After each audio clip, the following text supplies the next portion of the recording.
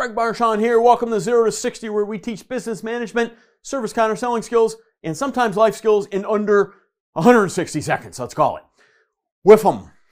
WIIFM. What's WIIFM? What's in it for me? And here's the thing.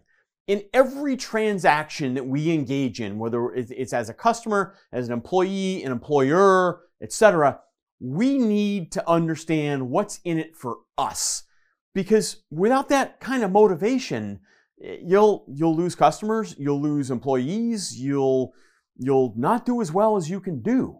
So whenever you're negotiating anything, I want you to think about, what is that other person thinking in terms of, well, what's in it for me? See, customers need to feel value, or they need to feel like their vehicle is going to last longer, or they're safer now on the road, or they have less stress because the check engine light's out, or the vibration is gone. An employee needs to have a steady paycheck. They need to have control over, making more money. Maybe their pay plan has to allow them to control how much more money they can make in a pay period.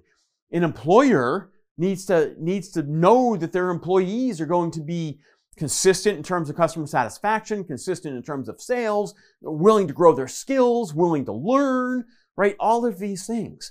So whenever you're hiring, whenever you're doing an interview, whenever you're sitting in an interview as an employee, I want you to think about, what is that other person that you're negotiating with? What do they need in this transaction? And I especially, at the service counter, I especially want you to think about it in terms of that customer on the other side of the service counter. What do they need in this transaction to feel like you gave them an exceptional customer service experience? Think about that. What's in it for me?